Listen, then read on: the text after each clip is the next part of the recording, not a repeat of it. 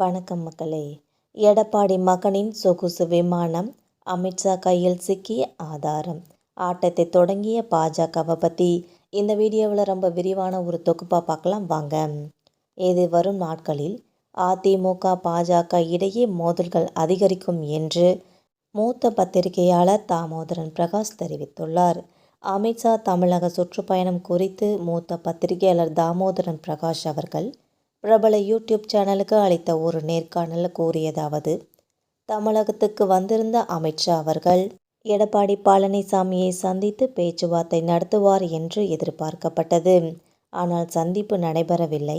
அமித்ஷா அவர்களின் செயல் திட்டம் தோல்வி அடைந்தது தென் மாநிலங்களில் மட்டும்தான். எடப்பாடி பழனிசாமிக்கு அவர் மகன் மீது உள்ள வழக்குகள் பிரச்சனையாகும். ஆனால் அவரை வழக்குகளை காண்பித்து பாஜக மிரட்ட முடியாது. அதிமுகவை உடைத்தது பாஜக தான். ஆனால் அதை ஒருங்கிணைத்து நிற்க வைப்பது எடப்பாடி பழனிசாமி தான் என்பது குறிப்பிடத்தக்கது. புதுக்கோட்டையில் பேசிய அமித்ஷா அவர்கள் எடப்பாடி பழனிசாமி குறித்து வாய் திறக்கவில்லை. விமான நிலையத்தில் சந்திப்பார் என்றும் புதுக்கோட்டை மேடையில் பங்கேற்பார் என்றும் சொல்லப்பட்ட போதும் எடப்பாடி பழனிசாமி அவர்கள் வரவே இல்லை. எனவே இந்த கூட்டணி ஒருங்கிணைப்பாக இல்லை. அமித்ஷா தற்போது ஓபிஎஸ்ஸையும் டிடிவி தினகரனையும் அதிமுகவில் சேர்க்க சொல்கிற நிலையில் எடப்பாடி பழனிசாமி அவர்கள் அதற்கு திட்டவட்டமாக மறுப்பு தெரிவித்துள்ளார். எடப்பாடி பழனிசாமியின் மகன் விமான நிறுவனம் தொடங்குவதாக கூறி விமானம் வாங்கி ஒடிசாவில் நிற்க வைத்துள்ளார். இது தொடர்பாக அந்நிய செலவாணி மோசடி வழக்கு அவர் மீது உள்ளது என்பது குறிப்பிடத்தக்கது. பாஜகவை பொறுத்தவரை தங்களின் நோக்கத்திற்காக என்ன வழக்குகள் வேண்டுமானாலும் போடுவார்கள். 2026 சட்டமன்ற தேர்தலை பொறுத்தவரை பாஜக மற்றும் அதிமுகவுடன் இணைந்துதான் தேர்தலை சந்திக்கும்.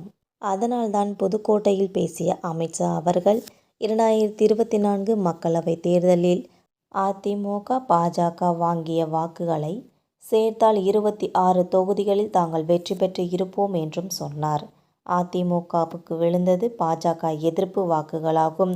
அதேபோல பாஜகவுக்கு விழுந்தது முக்குளத்தோர் வாக்குகள் என்பது குறிப்பிடத்தக்கது.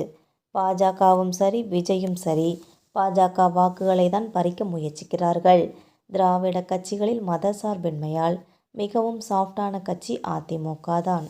மேலும் சசிகலாவிடமே வித்தைகளை கற்றுக்கொண்டு கட்சியை கைப்பற்றி நிற்க வைத்து விட்டார் எடப்பாடி பழனிசாமி அவர்கள். சசிகலா கட்டுப்பாட்டில் இருந்த எம்எல்ஏக்களை எல்லாம் எடப்பாடி பழனிசாமி காசு கொடுத்து வாங்கிவிட்டார். எடப்பாடி பழனிசாமியின் நோக்கம் அவருடைய மகனை கட்சிக்குள் கொண்டு வர வேண்டும் என்றும் அவரை பொதுச் செயலாளர் ஆக்க வேண்டும் என்பதுதான். ஆனால் அந்த அளவுக்கான பக்குவம் மிதுனுக்கு கிடையாது. ராஜ் சத்யனை அழைத்து மிதுனை ஆளாக்கி தரும்படி கூறியுள்ளார். ஆனால் அவருடைய தனிப்பட்ட விஷயங்களுக்கு அவர் பயன்படுத்தி கொண்டார் என்றும் கூறப்பட்டுள்ளது. மிதுன் மேலே வரவே இல்லை. இவ்வாறு அவர் தெரிவித்துள்ளார் என்பது குறிப்பிடத்தக்கது. மக்களே, இந்த அரசியல் வீடியோக்கள் உங்களுக்கு பயனுள்ளதாக அமைஞ்சால் மறக்காமல் நம்ம சேனலை சப்ஸ்கிரைப் பண்ணி பெல் ஐக்கனை கிளிக் பண்ணி வச்சுக்கோங்க. அப்போ தான் நம்ம போகிற டெய்லி வீடியோக்கள் உடனுக்குடன் நோட்டிஃபிகேஷனாக வந்து சேரும். தேங்க்யூ.